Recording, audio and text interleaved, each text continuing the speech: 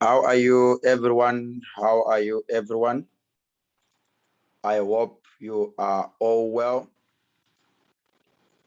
This is Prophet Benjamin Masama, the one that you formerly know as Bruce Taona Masama. Now, I am the director of Miracle Consultants, a consulting company operating from Cape Town in South Africa, in Africa. Right. So today I'm going to take you through a very important recording, a very important educational recording that will change your life, that will change your perspective, the way you see life, the way you see things. And before going any further, this is our website. Let me just rush to our vision and our mission. Now, our vision is to eradicate poverty and inequality using blockchain technology. Already, some people are already saying, what? Blockchain what? So this is our vision. And what is key here is eradicate and blockchain technology. The other words there, we're all familiar with them, right? Poverty and inequality, we live with it, eat with it, bath with it, and yeah, we go everywhere with poverty and inequality. It's now part of our lives. It's now natural. So the only two words which are a bit foreign, which we are not used to, are eradicate and blockchain technology. Now, in schools, in universities, they talk about alleviation, poverty alleviation. It's very rare when you see them saying poverty eradication. Very rare. Oftentimes they say poverty alleviation, the lessening of poverty, the reduction of poverty. So something along those lines. Now, our company is there to eradicate. It means no poverty, at all. And the mission, how do we intend to achieve that? Something which the world have failed to do for over, I don't know how many years. How can we achieve it? How can this small company achieve it? To empower businesses and individuals with blockchain technology, information, and skills, thereby enabling them to make sound financial decisions. Now, what am I doing now? I'm empowering you with information that you can actually transform to knowledge. Because you see, you can hear something, but what you do with that, what you do with what you've heard becomes either knowledge or just another story, a fairy tale. So it is about what you do with what you have heard. For in a class, there's one lecturer, the students might be the same,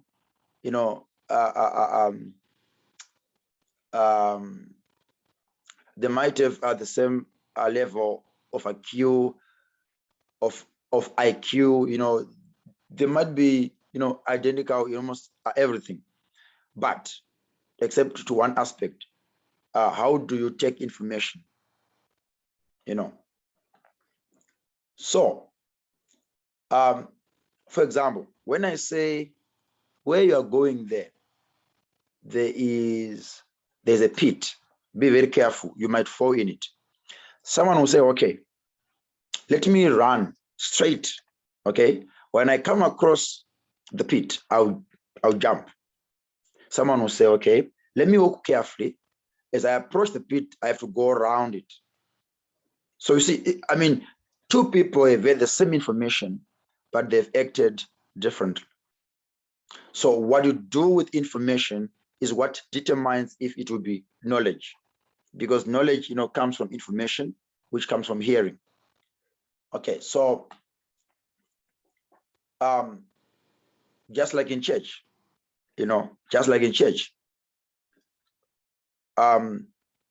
one preacher, the same verse, but someone will take that verse and build his or her faith, and someone who take it just like any other Sunday service or any other Saturday service or any other Friday service or any other service.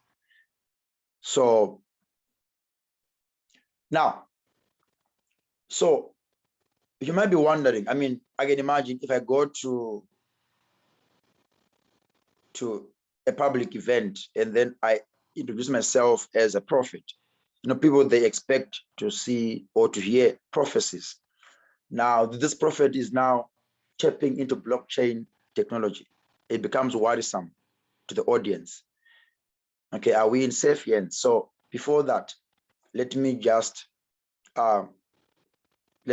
confirm something. So firstly, I have got a qualification, a short course qualification from UCT, a 6-week qualification on blockchain and digital currency, the future of money.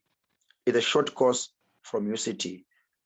And I'm sure you all respect UCT for what it has produced, for what it is, for the quality they have. So if you see them offering a course, it means something. So it actually points that blockchain is something that is here to stay, for them to actually say, okay, let's offer this course. Otherwise, they can't just offer crap, okay? So I did that course, and as you can see, I scored 91.3. That's my mark. Of course, the assessments were open book. The assessments were being done at home. And I can assure you, I don't remember actually looking at the question and then going back to the answer, and no. I would go through the notes, do my research and just answer the assessment once. So this is a true reflection of my understanding of what I was taught during this course. Now, you might think, hey, what if you're the lowest? It's not a problem. There are more statistics, right, to actually verify that. So as you can see, my first assignment, I was above the average, okay? My second assignment, again, I was above the average, right? My third assignment is the only assignment that I was below the average, but not that much. I think by 0.9, right? And then from there, I retained my position, above the average. Not the highest, no. I mean above the average. That's my position, above the average. Okay. And I maintain above the average, and again I maintain above the average, you see, and finally again above the average, and then finally there you go. So my score is 91.3. The average of the class is 73.8. So there you go. Now you can respect the knowledge that I have on this content. It might not be that detailed, but the basic one that will take you out of poverty, I have enough. I have adequate, right? So my mark 91.3, the class average 73. It means on average, the class did not achieve a distinction, but on average, I achieved it. Not just a distinction, but a resounding, pass. So a 6-week course from UCT. Okay, maybe for some, you might say that's not enough. Now, let's go to my publications. So this is the work that I've done. Let me try to maximize it a bit so that you can, yeah. So this is the work that I've done. It's on SSRN. It's a research, platform where anyone can actually write a paper in the morning and actually post it in the afternoon, and in the evening it's accepted. Of course, there's no peer review, right? But they do review it, and actually they do assess if it actually meets their standards. I'm sure they also need to maintain their integrity by by preserving the quality of the submissions, right? And they are professors here. I mean, they are renowned authors, you know, all those big scholars. So, some of them are here. So surely they don't just approve crap, okay? So I can assure you, be rest assured. You know, yeah, I thought, let me make it bigger.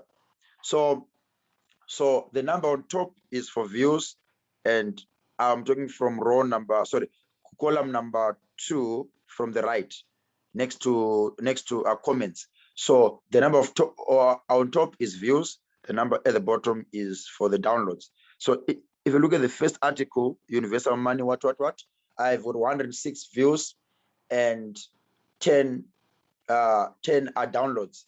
And you can see when was it uploaded? On the 6th of November. That is 4 days ago.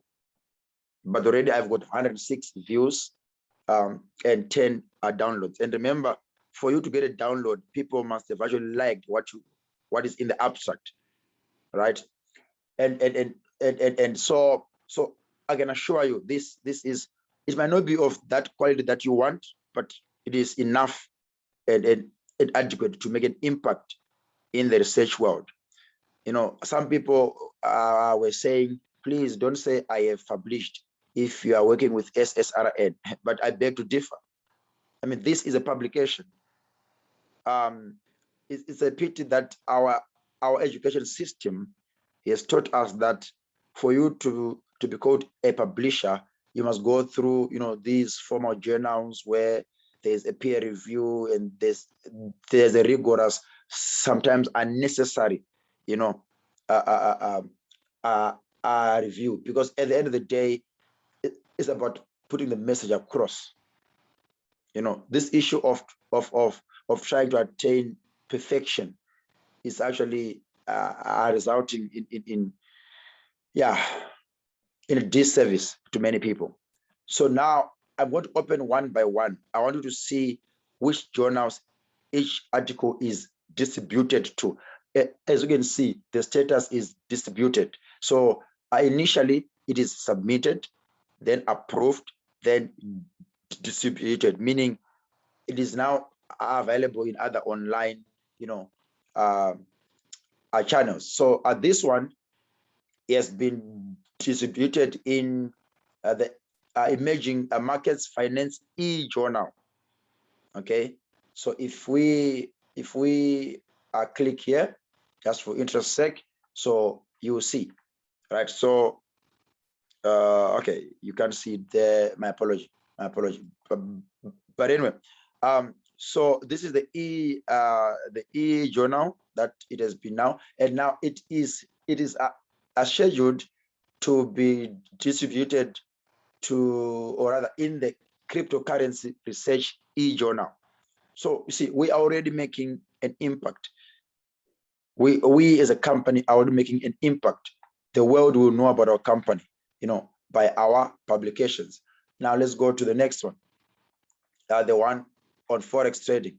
So see, for now, it is scheduled to be in 1, 2, 3, 4 journals, which is 4 e-journals, 3 e-journals, and the other one is what Erwin Marion Kaufman Foundation. I don't know what is that, but it should be something big. The cryptocurrency journal, the behavioral and experimental finance e-journal, and the risk management e-journal. I mean, it shows the value of the article, you know. And then let's go to the third one, which is on centralized consensus versus decentralized consensus, lessons from the heavenly blockchain. I mean, Prophet, what do you expect? Right? So you can see, so for now, it has been accepted in 3 classifications, right? Cryptocurrency, finance educator, history of finance. It was not accepted for financial literacy, all right? So other topics it's still under review, but I'm hoping that soon it will get more, you know, more acceptances, you know, from other topics. Now let's go to the other one, the one of so this one is our own theories that we've developed as a company, business seedbed theories. These theories, there's nothing before then. It's only a mention of the word seedbed, but now we change that into a theory. So this is something that will be referenced very soon, you know, and people will build on these theories, and the world will be a better place. So, and you can see it is already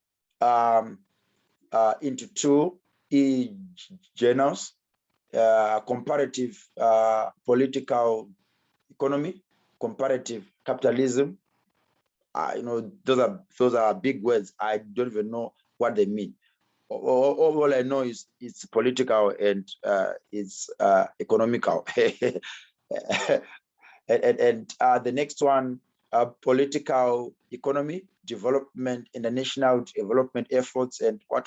You see, so I mean, these are big names. Surely this article cannot be distributed there if it's not adding value, right?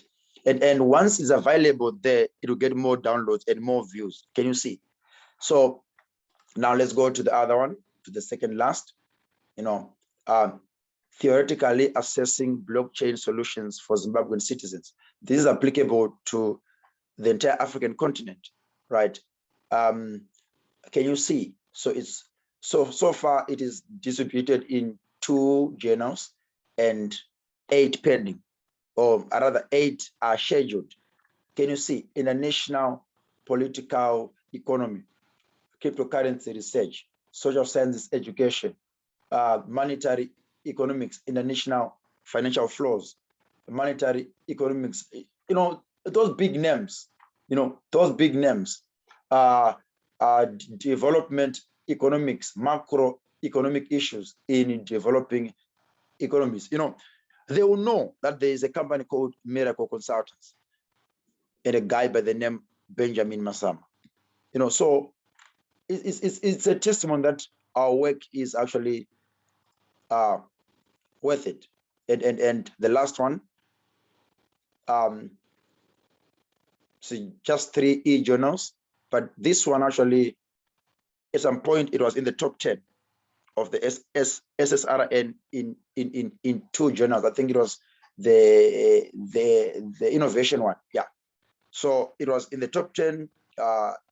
It's a pity the email is not, you know, it's not close by. So yeah. So basically, what I've done here is I've just made you to feel comfortable, you know, before I start to do the presentation.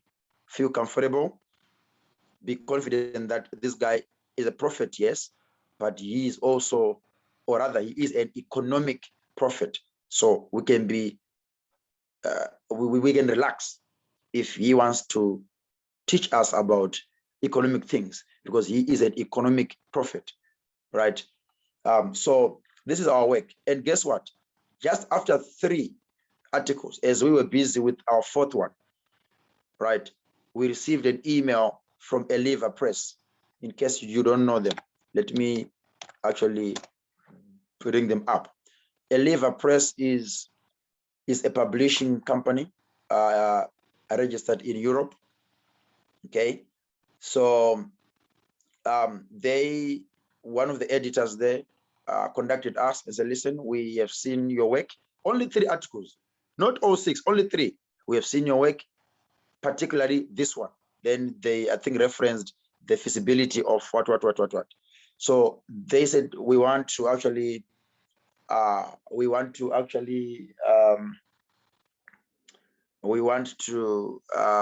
a book, you know, for free. So they have a free service. If someone has got, you know, work that is worth it, that is worth their time and effort, you know, why do you think they're willing to do things for free? It's because they see value in what we have. So they will, you see, their gain will be will be immense. It will be a lot they gain. So they're doing it for free for now. All the services they are giving them for free, but because they see the potential, they see the potential. It's more like sponsoring someone at the grassroots level, knowing their worth, at the world stage level. So that's what these guys do. They look for talent, and they look for disruptive content. They look for captivating content. They don't just publish crap. Okay, so and their compensation plan is wow. Very soon I'll be actually earning 50% of the royalties very soon. And of course, a portion goes to the company and a portion goes to my family. So very soon a book is coming, through these guys. Thank you to Eliva Press. Thank you for seeing the talent and seeing the gift in the Prophet Benjamin. So the title of the book will be The Rise of the Prophet Benjamin. A steward of the heavenly economic plan. Okay, so the book will resonate with everyone, or rather with anyone in the world, whether you're a Christian or you don't believe in God, but you just believe in communism, in capitalism, in whatever you believe in, something will touch you. In that book, I'm going to actually include another book that I wrote 3 years ago on chess, playing chess against the devil. It will be also in that book, and all these 6 journals will be in that book, and the miracle black pepper will also be in that book. All right, so you can imagine how valuable that book is.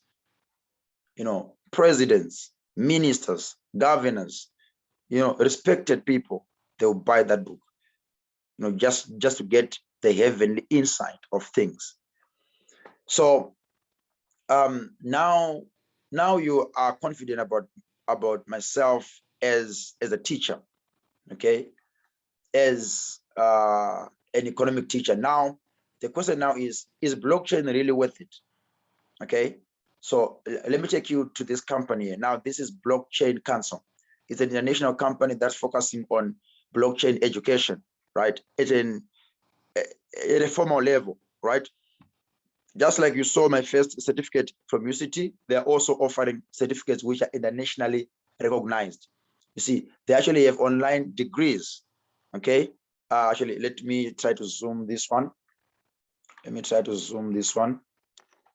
So that you can see closer. You see, so they've got online degrees. You see, online degree in blockchain, online degree in cryptocurrency and trading, online degree in blockchain for business. So very soon, you come to our company and you want to apply a job for a job, we'll ask you, do you have a blockchain qualification? I mean, depending on which companies do you want to get into, because for now we are working on the group concept. For now, we've got 49 companies on paper, and we want to have a group of companies. And from those companies, we want to build private cities. All that is in the black paper. In South Africa already, there's a private town, which is the Orania town, right? Google about it, you know more about private cities. And actually, the Spirit of God himself taught me this in the comfort of my residential place. No one taught me this. Before this, I didn't know what is a private city, but God taught me. Then he asked me now to go and research. And when I went to research, guess what? Then I actually came across the Orania town through the help of my supervisor.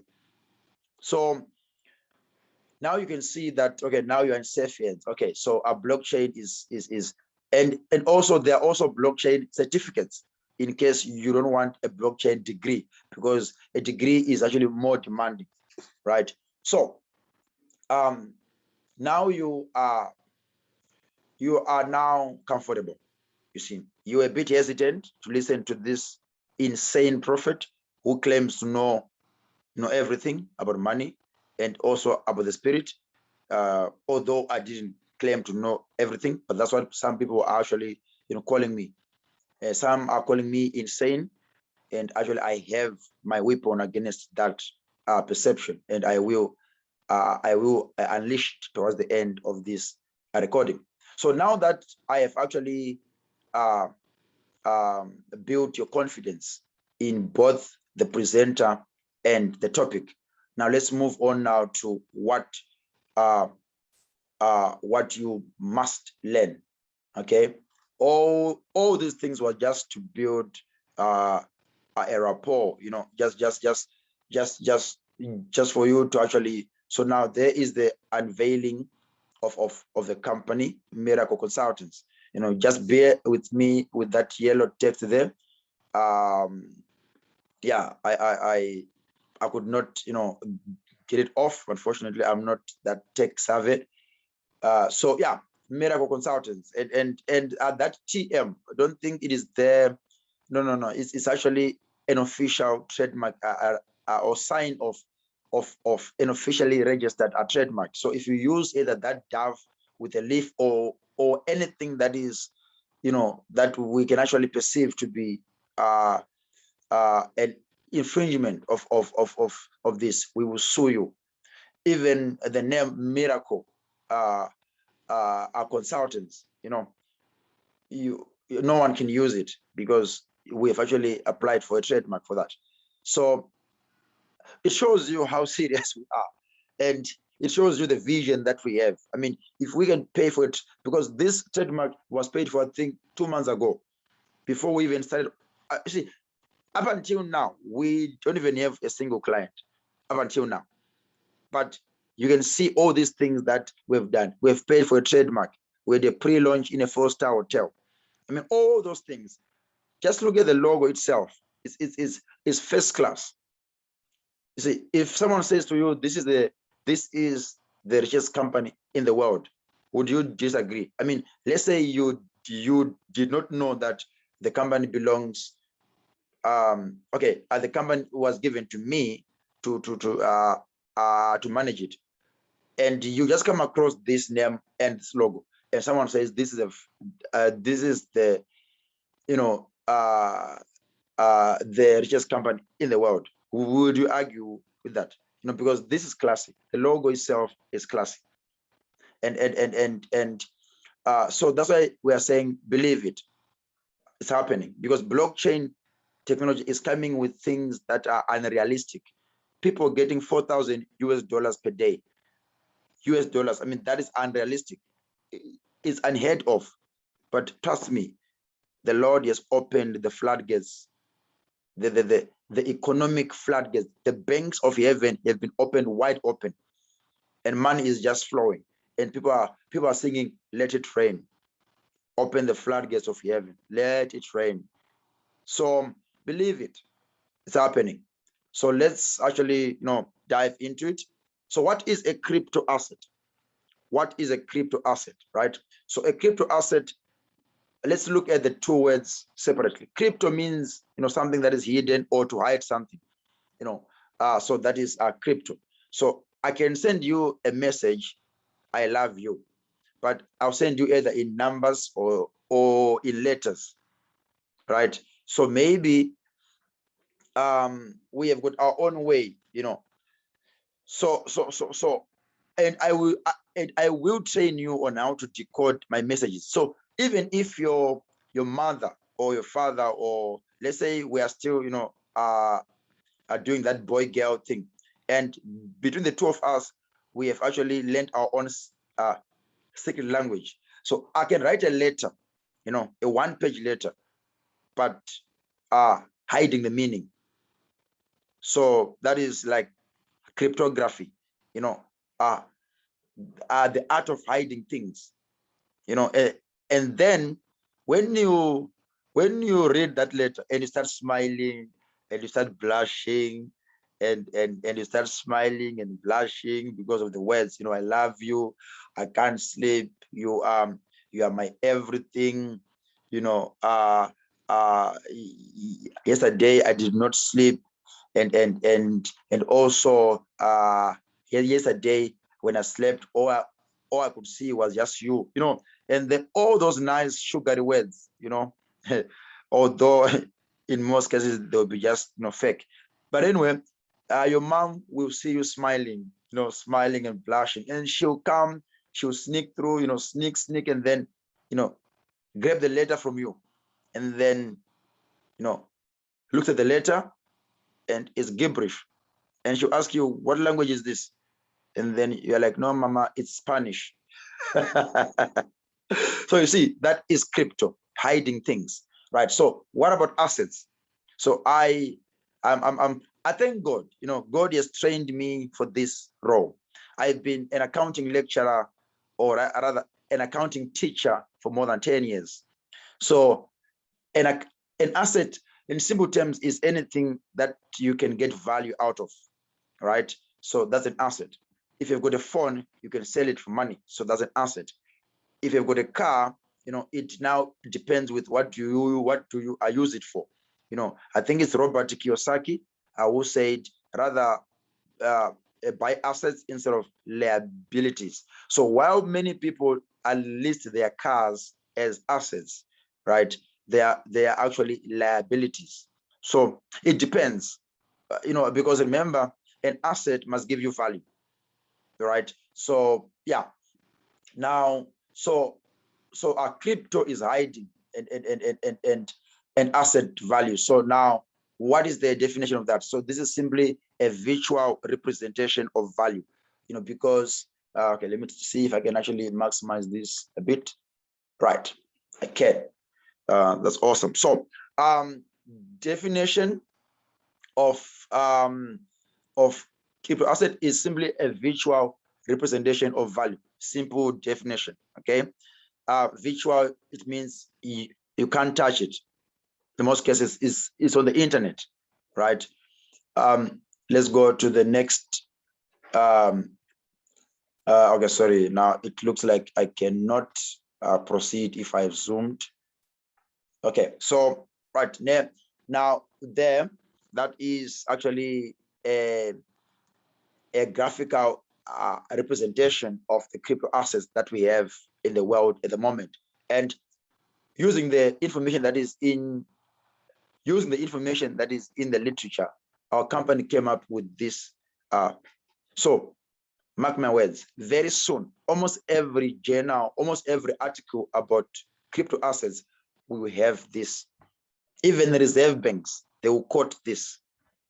Even governments, they will quote this, because this is so perfect. It's so easy. You can give this to a grade 3 child and they will actually understand what we're talking about.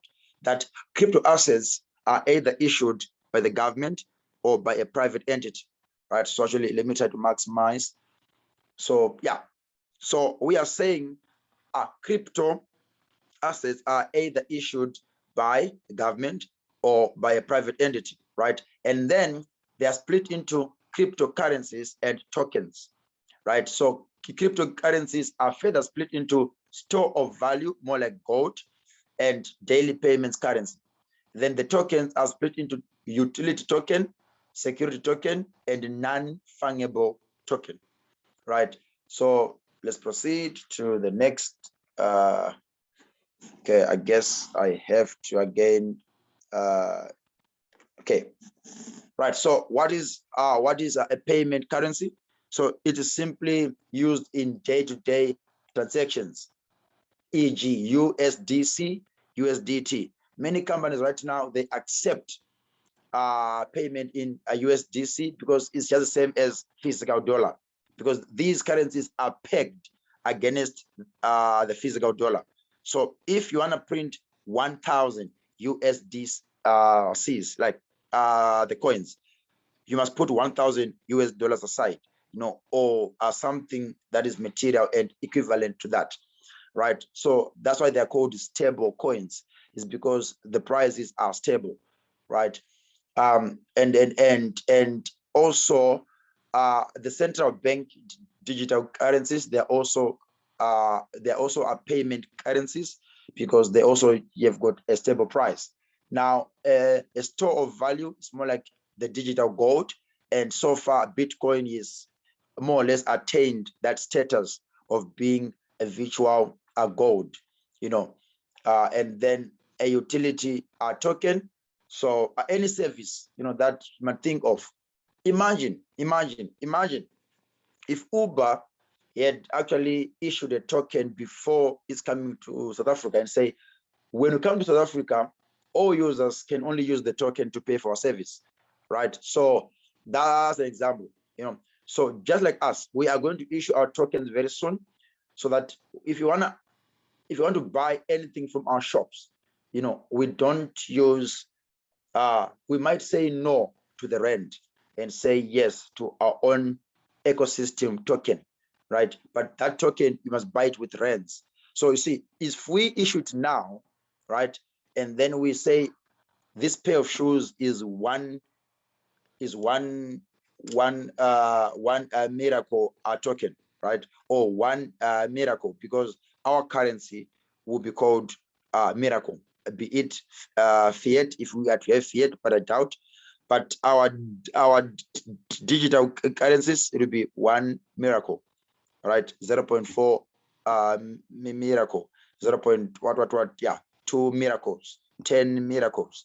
So yeah, so if you come to our shop and you want to buy a pair of shoes, it will be 4, for example, 4 miracles, right?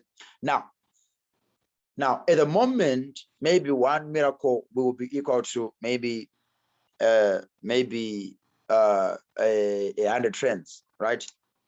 But because of what we are doing and because of the brand, very soon maybe 4 miracle will be 4,000. So you see, it will be a disadvantage of those that want to buy it later. But of course, we will be accommodating enough to be adjusting prices once in a while, But of course, it will help you to buy the coin earlier, or rather to buy the token earlier. So we are going to actually issue or launch our token using the UMI, the universal money instrument blockchain, right? And then there's also what is called a security token. So this token represents rights to an asset, that is in most terms a physical asset, right? And then we've got a non-fungible token. So non-fungible means things that are unique and cannot be replaced with something else. These tokens are created from art, music clips, sports, etc. And then it is important to note that NFTs have their own marketplace different from other crypto assets, right?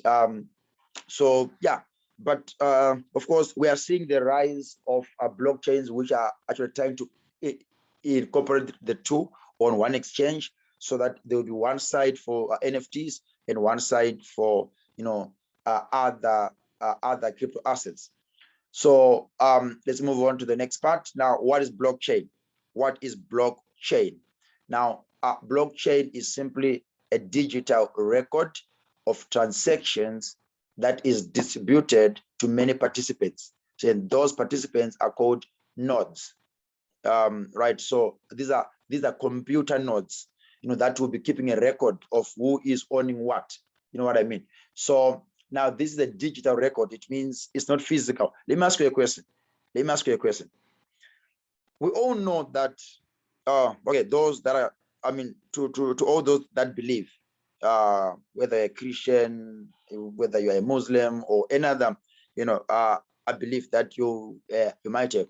We all believe that there's this thing called a heaven, and there's a book of life where the names are written, and my question to you is, that book of life, what do you call it?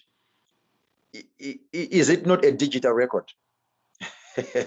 and so you see, when I say as a prophet, when I say blockchain came from heaven, it's I really mean it. I can prove it beyond doubt. I can have a debate with anyone, with any professor, and they cannot win this, because I've got proof that no one can refute. But anyway, that's not the main aim of this. I want you to understand the meaning of the word digital. You know, it's not physical. You know, you can't touch it, but it is there. You know, so it's a ledger. So a ledger is simply a record of transactions that is distributed to many participants. So a blockchain can be decentralized or it can be centralized. So the heavenly one is centralized, right? But of course, the central authority in heaven is so reliable that people, you've got no problem with a heavenly centralized blockchain. So why do people have problems with a centralized earthly blockchain? I'll leave you to answer that question, right? So these are the qualities of a complete blockchain. It must allow, or it must be able actually to do encryption, you know, hiding things, immutability. You cannot change. You know, once something has happened, you got to live with the consequences. You know, let me give you a very simple example. If you commit adultery, you know, with a person who is positive, like HIV are positive, and then you also get HIV, you know, and you also become positive, that act, it is immutable, right? I mean, in our own standards as humans, I am not talking about the heavens. I mean, here on earth, that is immutable. You cannot change it. You can't undo it. However, you can ask for forgiveness, you know, because of your sin, and God will forgive you. But the consequences of your sin will always follow you until you die. You know, because you see, because there is a spiritual blockchain that is actually that uses a lot of smart contracts. You see, so once you do this thing, it must end up in this. So a smart contract is a contract that self-executes. So it's a contract that says, if Bruce studies hard, he must pass. Not he may, no, he must pass. That's how God has programmed these smart contracts. You see, if Bruce prays until this level and studies until this level, he must get a cum laude. You know, if Bruce studies according to this level and prays according to this level, he must be the best student in his faculty. You know, so it's a smart contract. You see, God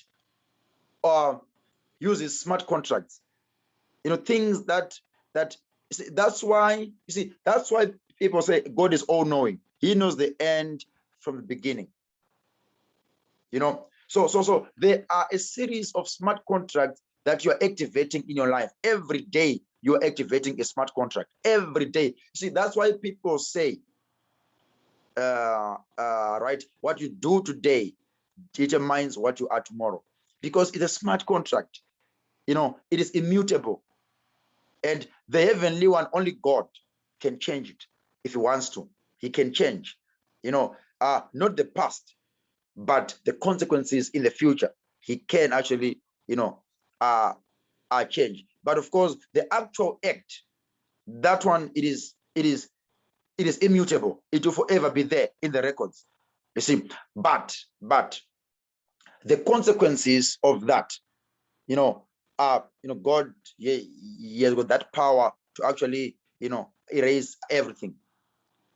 You know, God will erase the consequences, not the actual act, but the consequences. You know, there are two different things. There's the actual act of committing adultery, you know, and then there are the consequences of being a sinner and going to hell. So when God says, I will forgive you, it simply means God will clear the consequences of sin, which is death. So people, they will, you see, this is why there's a problem in churches, because people, they know their pastor as an adulterer, because at one point that pastor was involved in adultery, right? But God has already expunged, you know, God has already wiped, you know, out the consequences of that smart contract, right? But now people, they will dwell on the actual contract, not knowing that what is important is not the actual contract, but the consequences of the actual contract, right? So now I'm sure you can begin to understand now that indeed in heaven there's a blockchain. So that's why people are failing to actually accept. You see, even Paul, before he was called Saul, right? And he was killing Christians. You see, so that was an act. That was a smart contract. You see, so when you kill Christians, you are a sinner and you must go to hell. And you are an enemy of Christians. It's a smart contract. That's how it was set. But the day that the Lord wiped off the consequences, of his actions, he became a new person and he was given a new name. You see, that's why this is why God gave him a new name, is because God knew that if I actually leave him with the name Saul, people, they'll always remember Saul the killer. So people will always remember the act, the smart contract that was activated. See, that's what people will always remember. But people will not actually focus on the consequences. Are they still there? So that's why actually, Saul was changed to Paul, because those who were born later on, they actually did not even know that Paul was actually Saul. So they just heard that Saul was killing people. So actually, don't be surprised that there were some kids that were saying, thank God we now have got Paul. That Saul guy. I'm very happy that that guy died. Not knowing that this very same person that you're calling Paul is the Saul. But it's just that the consequences of the smart contract have been wiped off by the central authority of heaven. You see now. So just like in my case, people knew me as Bruce Taona Masama. But there are so many things which Bruce did to you which are not good. I might have promised you to marry you, and I didn't marry you. I might have promised to buy you a car, and I didn't buy you a car. So all those are things associated with Bruce. So that's why God said, listen, when I want to send you on a mission, I'll change your name to Benjamin, right? So now when I go out and I say, my name is Benjamin Masama, you know what people will say? They'll say, sure, we thought, when you said Masama B, we thought you were Masama Bruce. That guy is very horrible. So you see, these are people that have heard about Bruce Masama being a crook, being a robber. But now, if I go to that person and say, my name is Benjamin Masama, they'll say, oh, do you know Bruce Masama? They'll say, no, I don't know him. No. Maybe, oh, yes, I know him, but he's my brother. Oh, yes, I know him, and he's late. Can you now understand the concept of blockchain? You see, so the smart contract is the actions that we are doing. Those are the smart, so once you do number one, number two must happen. It's bound to happen. But only God can wipe off the consequences. So let me give an example. In a smart contract, if let's say there are conditions that have been met, and by mistake you send money to the wrong person, right? In a smart contract, that is irreversible. You can't do anything in a physical blockchain, right? It is. I mean, we actually can't do anything. We can't change what is already stored, and neither can we change the consequences of that smart contract. You losing money, it's gone, right? But with the spiritual blockchain, God can actually correct the consequences, and you can still get your money back one way or the other. So, and now we now move on to the issue of tokenization. So this whereby, so I now want to sell this company, Miracle Consultants. I want to sell it, but the value is just too much. No one can afford it, okay? Because the founder is God. I mean, who can afford a company that God founded himself? So I will tokenize it. So I will actually create tokens which actually represent the company in the digital world. So I can create 1 billion tokens, and actually give each token a value until the value of the company is actually encompassed in those 1 billion tokens, so that I can now sell them, or I can now sell the company in pieces, So if you buy one token, it means you actually have got a portion. It's more like shares, but now in a digital platform. Then let's go to the next one, decentralization. Now, decentralization is a case whereby there's no central authority, there's no leader, there's no superior, but let me tell you, this concept started way back in heaven when Satan thought, or when Lucifer, one of the angels, then when he thought he can actually lift his authority to be like God, or even to be above God, then there can be two gods or two entities with the same power. So you see, Lucifer wanted decentralization, and because of that, he was cast down from heavens to earth. You see, so now you can understand where the spirit of decentralization comes from, because I just confirmed to you now that God uses a centralized blockchain. So the decentralization one, it is coming from that. But I'm not saying whoever is supporting it is evil. No. I'm saying the origins. The devil is very smart. You package something and cover it with cotton so that you will see it as a nice thing. So decentralization, if the central authority is 100% perfect, right? Decentralization is simply a fruit of the devil. But now, in this world, many people are being forced to go for decentralization because the authorities are now not up to the expected standards, right? That's why people are now going for decentralization. It's because people are those that have been given the authority, they are no longer doing it for the benefit of the general public, right? So, but trust me, if in this world we can have a perfect authority, trust me, everyone will go for the central authority. So, and then the last one, distribution, right? So there are so many people in the network. I mean, how many churches do we have?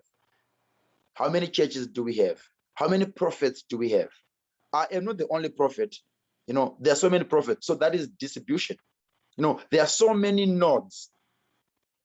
That you see, my ordainment here, trust me, there are so many prophets who already know that there is one of us who is now here with us on a mission. So you see, these are heavenly nodes which actually decode heavenly messages. And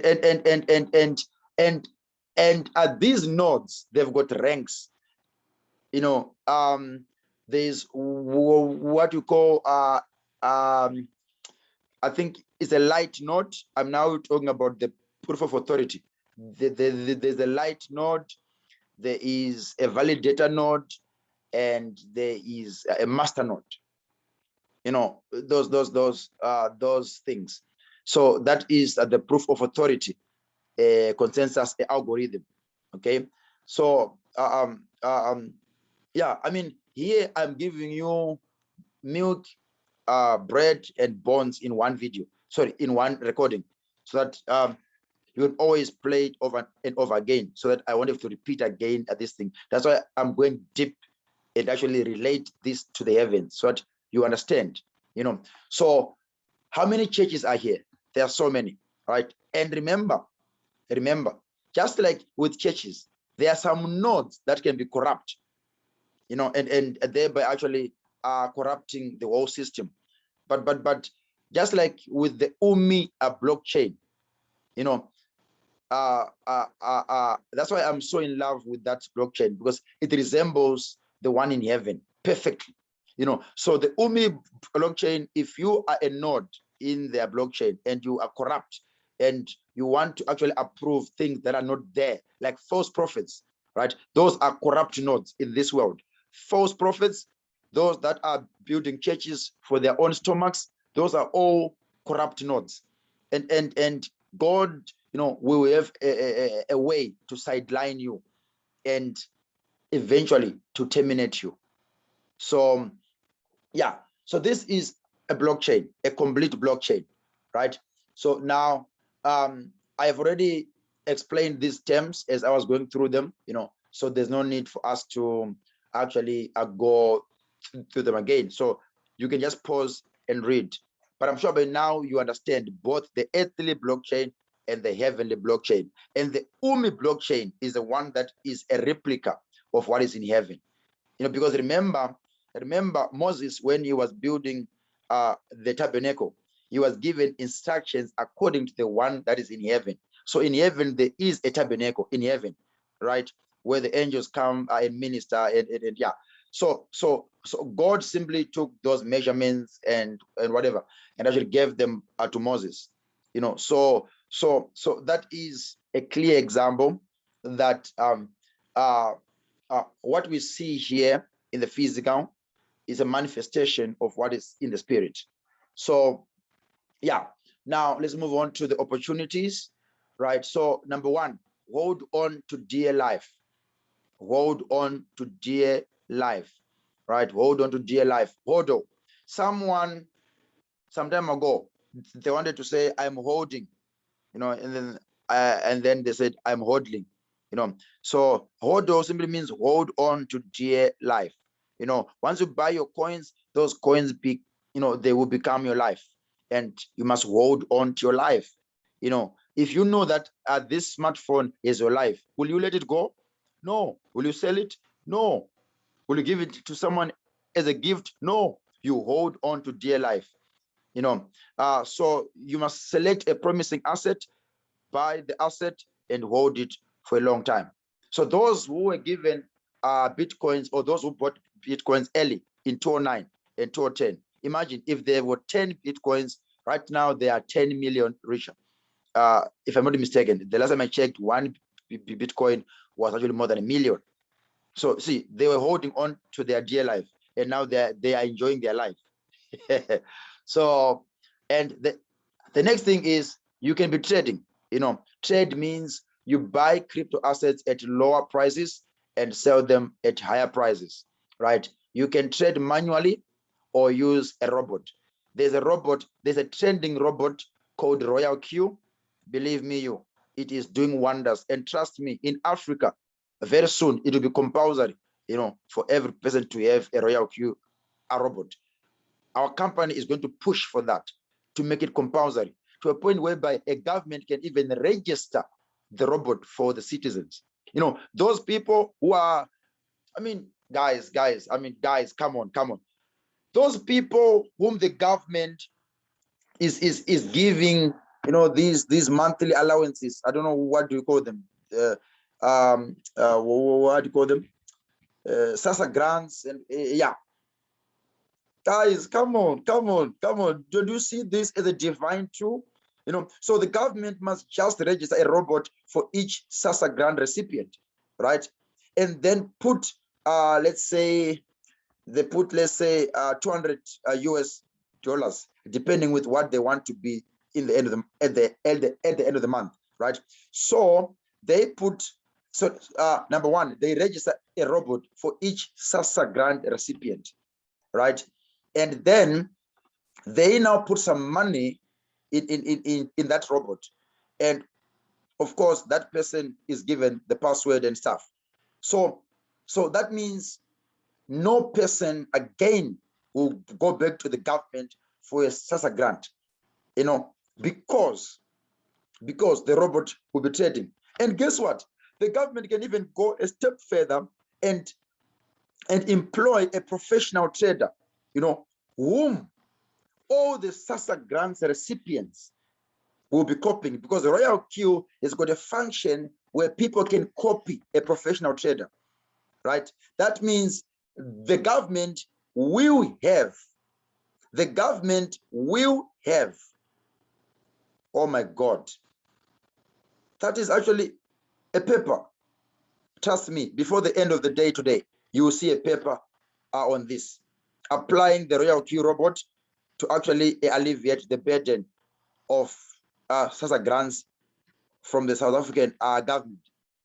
Oh my God, I can't believe this. I mean, so you see, so the government must just die once. I mean, they must just sacrifice once, and then they know that we will never again, ever again give these people money. You know, so of course the profits are not guaranteed, right? That much I know. The profits are not guaranteed, but with an expert trader, you know, being employed by the government, you know, and all the SASSA grants being connected to that person for free, because remember that person is being paid by the government, right? Oh my God. Oh, wow.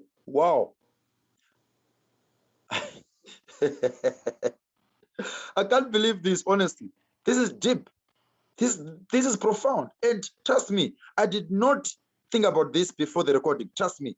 It just came now as I was just about to actually explain this. Is that not divine help? Am I not indeed an economic prophet? How about we have a robot for a school?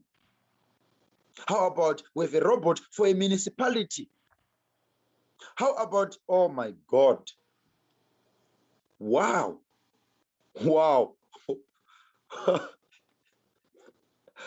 Okay, let me end here. Otherwise, I'll start to speak in tongues now. And of course, the question is, can I get money out of this? And the answer is yes, of course. If I send you a Bitcoin, right, you can actually get money cash, you know, a physical cash out of it. And then the process, what is the process? So number one, select a crypto exchange. Okay, there are centralized exchanges versus decentralized exchanges. So decentralized, they only support crypto, not fiat, because fiat money like rands, dollar, they are controlled. So for any exchange to deal with fiat, they must be centralized. You know, so yeah, centralized the likes of Luno in South Africa, Outcoin Trader, CoinMadi, you know, in Zimbabwe, and you see, Binance, Huobi, you know, a Liquid, all those exchanges, right? They are centralized because you log in there with a username and a password, right? And then, okay, that's exactly what I was just saying now. And then the safekeeping of the assets. Oh, sorry. Choose the appropriate crypto wallet suitable for your needs. Now let's go to the crypto wallets. Okay, so now the crypto assets wallets, they are what you call hot wallets, and they are what you call cold wallets, right? Hot wallet and cold wallet. Okay, now now you will know that once you see red is danger and you see green is life. You know, even in the white garment churches, you know, some of them, they're all white. If you visit them and you wear anything red, you know, they will chase you away. and so see, red is for danger and green is for life. So what wallets are web wallets, desktop wallets, and mobile wallets. So they are connected to the internet. And the cold wallets, they are hardware and paper wallets, right? So hardware wallets, it consists of a specialized hardware device that is used to store your crypto assets. So it's more like a hard drive. Yeah, good. It's more like a hard drive, an external hard drive, you know, where yeah, it's actually the same setup where actually you can actually plug it to a computer, transfer your coins there, and unplug it and keep it safe. But please don't lose it. Don't lose it. You know, and also don't lose the private keys.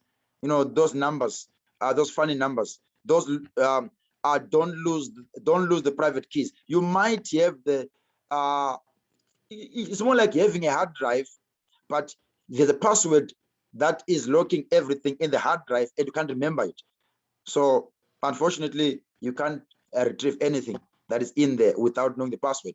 And there's a paper wallet whereby your private keys are written on a paper, right? Your private keys are written on a paper, right? And if your wife washes your trouser by mistake and you didn't tell her that in the pocket there is 1 billion US dollars, but in form of crypto, and the keys are on a piece of paper, trust me, you actually come home and you'll be actually grounded again, poor, back to zero. So that's the danger of a paper wallet. Or if a child just gets hold of it and swallows it, it's gone. So you must perform an operation to actually get it out, and you'll be very lucky if you still find it in in a good shape. So then there is a desktop wallet. So this is simply like a software that you install on your desktop, and then you can actually keep the keys at yourself. But for it to work, it will actually need to be connected to the internet, right, all the time. And then there's a mobile wallet, same thing. And then finally, there's a web wallet, which is those wallets offered by Luno, offered by Sigent Pro, offered by CoinMadi, Altcoin Trader, eh, all those centralized exchanges, they give you a web wallet. But Umi is unique, because Umi, you can create a wallet on their website, but you still maintain the keys. So you see, the wallet for Umi is what? Because it actually is connected to the internet. But at the same time also, it is cold because you actually keep your private keys. You see, so if we are actually to define the Umi wallet, it's actually in between. It's a hybrid, because it is always connected to the internet, but also safe because you have got your private keys. You see, what makes it dangerous to be connected is because a hacker can get your private keys from the exchange. But without the private keys, your coins are safe. No one can touch them. No one. So that's why I'm saying Umi, I don't know, guys, honestly. I want you to study Umi very well. Umi is a project. Even the developers, I don't know, maybe there's someone who knows that. I don't know. But the Umi is a replica, a perfect replica of heaven. Umi. Look at all their services. Look at how they're operating. I know, of course, there are other exchanges as well, which are offering, are more or less the same thing, whereby you open a web wallet, but then you get hold of your private keys. I know, right? But Umi is just taking things to another level, So now let's go to the risks, right? The risks, number one, scammers during registration. Be very careful, right? They'll scam you. They will assist you to register. They'll get hold of your passwords, all of them. They'll wait for you to put money and they'll wipe it off. Or they will probably say, give us money, then we will put the money for you in the account. Then gone, it's gone. Scammers are claiming to be trading. There's a company called Mira Trading International. I don't know if they were scamming us from the word go intentionally, or that temptation came later when the CEO saw billions of money in the account and he became greedy, and all of a sudden he vanished. But trust me, Nemesis will catch up with him. So now again, don't give your private keys to strangers, right? Account being hacked, it's like Luno being hacked, right? Luno being hacked. So they have to continuously work on their, on their security, just to ensure that people's funds are safe. And then losing the private keys yourself, not being robbed, not being scammed, but just being reckless and careless, to the point whereby you put a paper wallet in your pocket, you forget to actually remove that, and you don't tell your wife. That's being reckless. And then investing in short-term, in short-lived projects like Prism. This coin Prism, it It's suffocated because there was no support. So people are likening a Prism to Umi. That's a very, I don't know what to say. And then don't forget, please be a responsible citizen, be a responsible resident, and pay your tax. Please pay your tax. In South Africa, they already are taxing gains. I mean, be responsible. God sees everyone, and especially the Christians. God sees you, and once you steal, God said, "Give to Caesar what belongs to Caesar." Even Jesus himself, he had to pay tax. Even Jesus, even being God himself, he had to pay tax. I mean, so guys, come on, who are you? Who are you to try and evade tax? Who are you? When God himself paid tax to human governments, that was a perfect example of how we should live. So if you're a Christian and you are squandering all your gains without paying tax, remember, you are not obeying God 100%. You are not being 100% obedient. And trust me, one day, it's only one day, you will be exposed, and you will think that God has actually abandoned you. You have actually ignored a simple instruction: pay to Caesar what belongs to Caesar, and give to God what belongs to God. Right? And of course, if you've got any questions, there's our WhatsApp, there's our line for calls, and there's our email address. Right? So in conclusion, to those that are still calling me an insane prophet or an insane person, those that are actually are thinking that insanity has befallen me, I say to you, I rather remain with my genius insanity than to take your foolish sanity. I repeat, I rather remain with my genius insanity than to take your foolish sanity. For the last time, I rather remain with my genius insanity than to take your foolish sanity. So God bless you, and I thank you.